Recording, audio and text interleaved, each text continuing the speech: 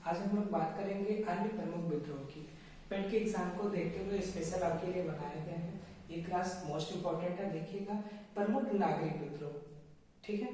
तो प्रमुख नागरिक विद्रोह में हम लोग सबसे पहले देखेंगे सन्यासी विद्रोह। कब हुआ था? 1763 से 1800 ईस्वी में हुआ था, जब तीर्थ यात्रा कर अधिक हो गया था। मीन्स कि अगर कोई भी हिंदू या कोई भी किसी भी पंथ का व्यक्ति जब आप अपने धर्मों पे जाता था तो अंग्रेज वहां पर टैक्स लगाते थे। उस टाइम गवर्नर जनरल कौन था? उस time governor general Warren Hastings थे। और हिंदुओं में खास करके जो शंकराचार्य के समर्थक लोग थे वो 10 समुदाय में बटे हुए थे। उन 10 समुदाय में सबसे इंपॉर्टेंट था गिरी समुदाय।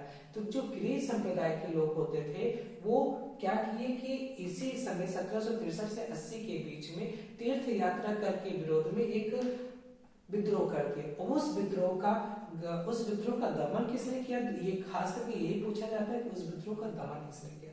तो उस विद्रोह का दमन वारेन हेस्टिंग्स द्वारा किया गया था। फिर क्वेश्चन पूछता है कि उस विद्रोह में मुख्य संप्रदाय कौन था? तो उस विद्रोह में मुख्य संप्रदाय गिरी संप्रदाय था।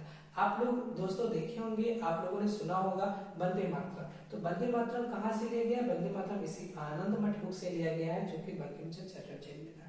और यह बुक किस पे आधारित है? क्वेश्चन पूछता है कि बंकिम चंद्र चटर्जी द्वारा लिखा गया आनंद मठ किस पे आधारित है? तो याद रखिएगा वो सन्यासी विद्रोह पर आधारित। पूछेगा सन्यासी विद्रोह किससे रिलेटेड है? तो याद रखिएगा सन्यासी विद्रोह तीर्थ यात्रा कर से रिलेटेड है। फिर उसके बाद आता है अहोम विद्रोह। इसमें क्या था दोस्तों?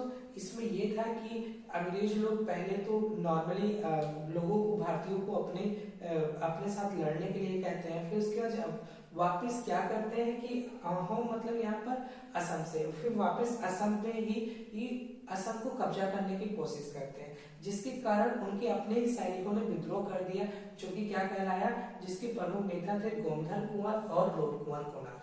इन लोगों ने मिलकर के क्या किया? पहले लोगों ने गोमधन कुंवर को अपना राजा माना और फिर असम की तरफ से लड़ने की कोशिश की। फिर अंग्रेजों ने गोमधन कुंवर को हरा दिया। फिर उसके बाद असम के लोगों ने रूपचंद्र कुनार को अपना राजा माना, जो कि फिर से हार जाते हैं और फिर 14 साल के लिए इनको जेल हो जाता है। फिर इसके बाद जो सबसे इम्पोर्टेंट में आता है फकीर विद्रोह। फकीर विद्रोह दोस्तों ये पूर्णतः एक सांप्रदायिक विद्रोह था। ये कहने के लिए नागरिक विद्रोह था, लेकिन ये बाद में चल करके एक धार्मिक विद्रोह हो जाता, जिसमें प्रमुख नेता मजमन शाह और चिराग अली थे। इन लोगों का जो मेन पर्पस था इस आंदोलन को चलाने का, इस विद्रोह का करने का, वो ये था कि मुसलमानों में कैसे बदलाव लाया जाए। आप देखोगे अंग्रेजों की वजह से हिंदुओं की संस्कृति में भी और अंग्रेजों की वजह से मुसलमानों की संस्कृति में बदलाव आना शुरू हो गया। तो इनके जो प्रमुख नेता थे मजमन शाह और चिराग अली, उनका ये मानना था कि हमें अपने इस्लाम को, हमें अपने धर्म को अंग्रेजों से दूर रखना, जिसकी वजह से ये धार्मिक विद्रोह था। फिर लेकिन यह विद्रोह आगे चल करके दमन हो जाता है और यह विद्रोह आगे चल करके फिर से ये वहाबी आंदोलन में बदल जाता है। आप देखोगे 1766 से 1777 तक ये जो धार्मिक विद्रोह है, इसमें से कुछ ऐसे लोग होंगे जो वापस आकर के वहाबी विद्रोह में फिर से अपने आप को मैच करा लेते हैं। अगर हम इसकी बात करें, फिर इसके आने के बाद अगर हम फरेजी आंदोलन की बात करें तो हम देखते हैं इसका क्षेत्र बंगाल है, इसके प्रमुख नेता दादू मीर है। यह भी धार्मिक विद्रोह था, ये भी मुसलमानों के द्वारा किया गया था, ये भी इस्लाम धर्म में आई कुरीतियों के खिलाफ था। लेकिन यह आंदोलन धीरे धीरे करके दमन हो गया। यह आंदोलन कभी भी धार्मिक होने के साथ साथ ये कभी राजनीतिक न हो पाया। यह नाम का नागरिक आंदोलन था, लेकिन यह पूर्णतः धार्मिक विद्रोह था, जो कि कुछ ही सालों के अंदर ही अंदर पूरी तरह से पूर्णतः ये वहाबी आंदोलन में जाकर के मिक्स हो जाता है। अगर हम बात करें वहाबी आंदोलन को, तो यहाँ से जो सबसे इंपॉर्टेंट क्वेश्चन पूछता है कि वह कौन सा आंदोलन था जो मुसलमानों द्वारा मुसलमानों के लिए चलाया गया था।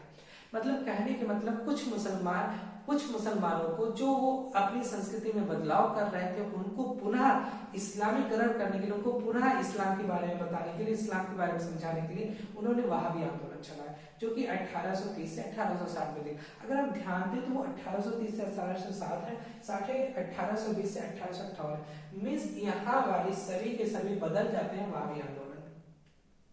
अगर इसके बाद हम लोग बात करें तो हम लोग देखेंगे पागलपंथी आंदोलन, जो 1813 से 1831 में चला था, क्षेत्र बंगाल था। ये भी आंदोलन भी टीपू मिर्जा द्वारा चलाया गया था। क्वेश्चन पूछता है कि वह कौन सा आंदोलन था, वह कौन सा विद्रोह था जो अर्ध धार्मिक था, मीन्स आधा धार्मिक था आधा राजनीतिक था। तो पागलपंथी विद्रोह जो था ये मुसलमानों द्वारा किया गया था, ये अर्ध धार्मिक था। इस्लाम को सुधारना इसका मेन पर्पस था, लेकिन साथ ही साथ ये राजनीति में बदलाव करना, अंग्रेजों का विरोध करना, ये उसके लिए भी जाना जाता है। फिर उसके बाद अगर हम बात करें कूका आंदोलन का, जो कि 1840 से 1872 के बीच में हुआ, तो याद रखिएगा ये सिखों द्वारा किया गया आंदोलन था, जिसमें सिख धर्म में आई कुरीतियों के खिलाफ किया गया आंदोलन था, जिसके मेन हेड सेन साहब जी थे, भगत जवाहरलाल जी थे, राम सिंह कुकर जी थे। और इन लोगों ने आगे चल के वृक्षों की पूजा करना, जानवरों का पालन करना, जानवरों को पालना, मीन्स उनको उनकी बलि न चढ़ाना, इन सारी चीजों का विरोध किया। मीन्स इन लोगों ने सिख धर्म में आई चीजों का विरोध किया। धन्यवाद। हम इसी के साथ अब नेक्स्ट में हम लोग चलेंगे जनजाति विरोध पे, जनजाति आंदोलनों को देखेंगे। आज यहाँ पे हम लोग नॉर्मल सा नागरिक आंदोलन देखते हैं, आप इसका स्क्रीनशॉट ले लीजिए। और याद रखिएगा इसमें से सबसे इम्पोर्टेंट वहाबी आंदोलन है, जिसमें याद रखिएगा मुसलमानों द्वारा मुसलमानों के लिए कूका आंदोलन इम्पोर्टेंट है। और यहाँ से सबसे इम्पोर्टेंट है सन्यासी आंदोलन। ठीक है, धन्यवाद।